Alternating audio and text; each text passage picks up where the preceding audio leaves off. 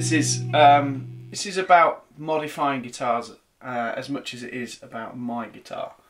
So this is a started off life as a £90 Squire. Okay, now my wife wanted a guitar. She wanted a Telecaster because Telecasters are great, and you can do anything with a Telecaster. It's like a Kalashnikov of guitars. This one had a maple fretboard. That was something that we wanted, and that was it. It had an old, it was just a standard Squire. I think it was the standard series or something, Indonesian, I think. Doesn't really matter, I think, in the context of what we got, because basically what we wanted was a maple neck and older body, or whatever the body was at the time. I think it was older body. It's pretty cool. So what did we do to it? So my wife wanted black and sort of black and cream sort of offset colours. So we wanted a humbucker on the bridge, and the main reason for that is the versatility that you get from it, and we don't want to lose that twangy Telecaster tone. So it's also got a pull pop, so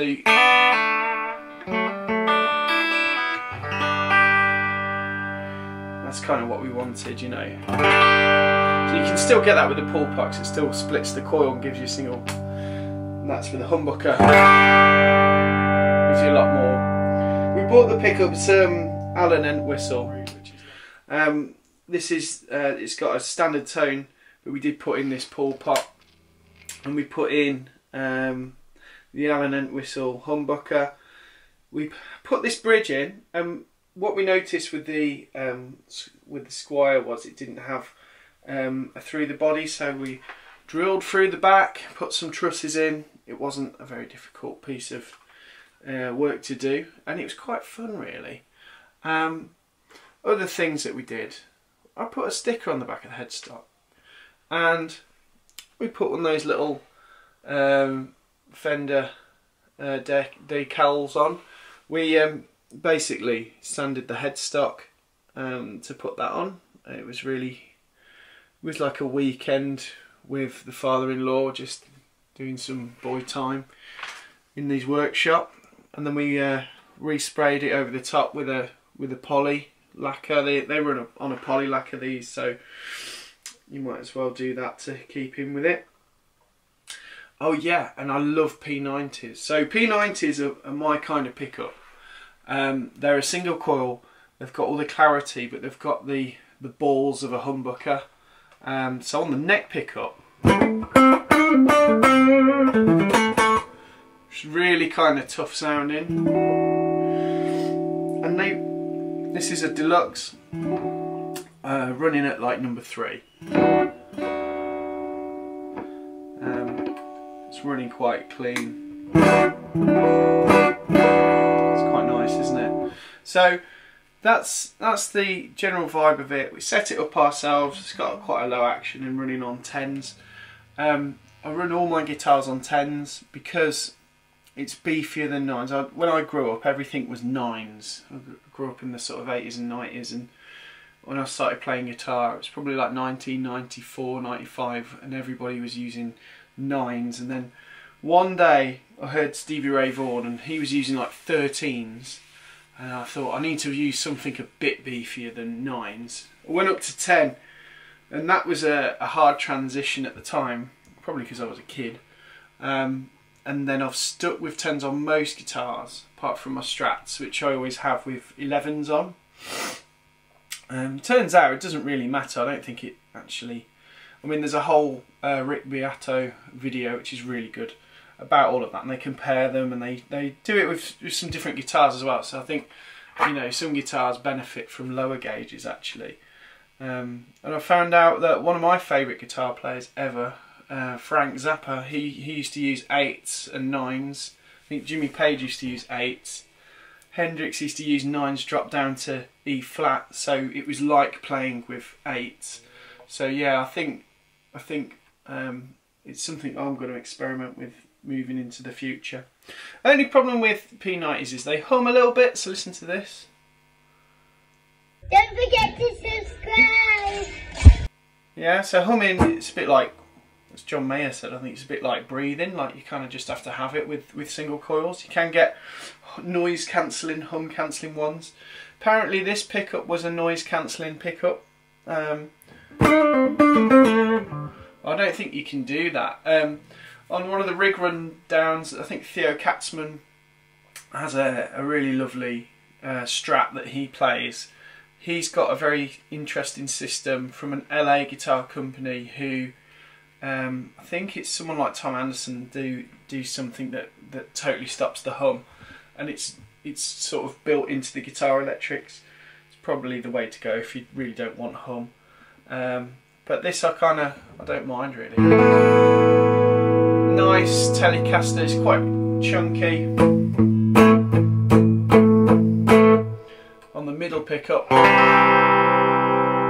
love that.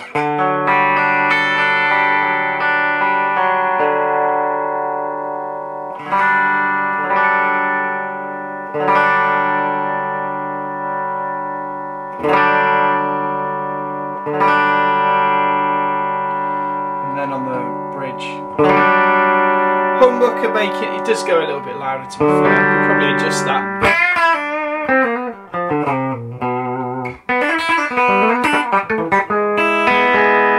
And then you can split.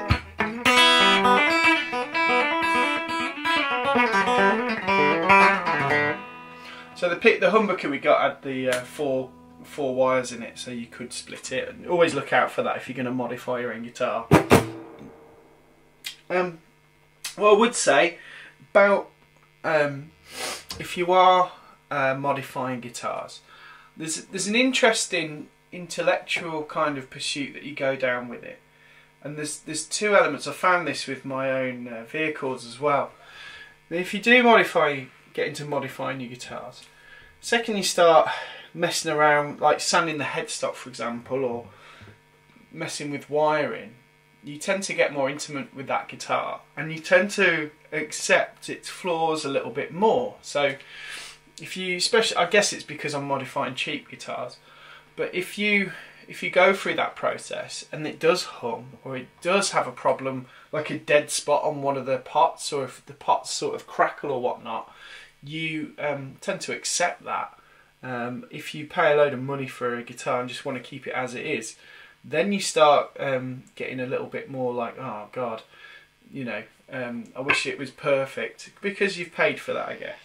But yeah, I think when you start taking it apart and putting it back together and that kind of thing, you see something wrong and you just go, oh, I can fix that.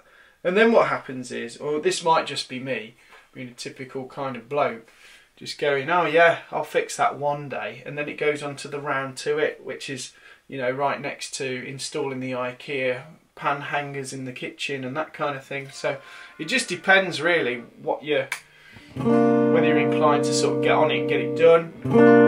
I think this took a big push. We did it over a weekend, so I wanted to just get it nailed. And it's actually one of my favourite Dep guitars, because if I get a Dep gig, I get quite a few. That's probably one of my main, one of my main things. I'll get a call, can you do this? And you've kind of got all the tones you're going to need. I did a gig last year, I did a Pink gig with this, and it was really cool. It had all the sounds that I needed, and it kind of had that really chunky. I think the guy in the Pink band uses a Les Paul, and I took this, and I think I took my PRS McCarthy, and between the two of these guitars, it had everything. This had a bit all the kind of vibe, and then the McCarthy had all those lovely, like, tight kind of tones that you need. I'll just demo it with a few little things. So with a little bit of with an overdrive, let's say like my Crayon. I use the Crayon a lot, the EHX.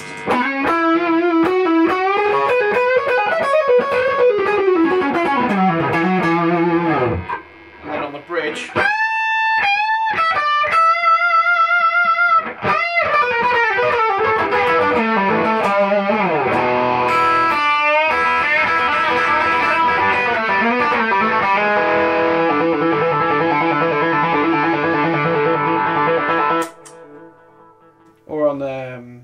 is on like my LA Dumble thing.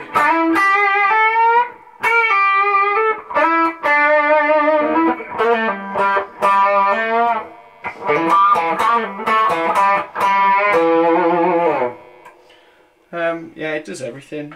It's really cool. Bit of fuzz. No one asked for fuzz, but I'm giving it anyway.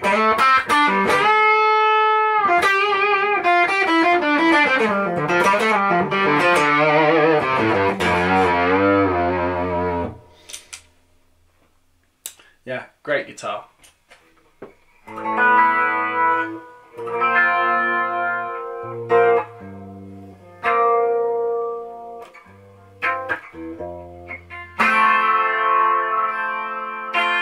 Yeah, anyway, modifying guitars. If you've been affected by any of the issues raised today, please comment on what's going on. I'd like to see a debate. It'd be cool to join in. It'd be interesting to hear what your experiences have been, if you've had different experiences or the same. You know, this is about and sharing our passion for music.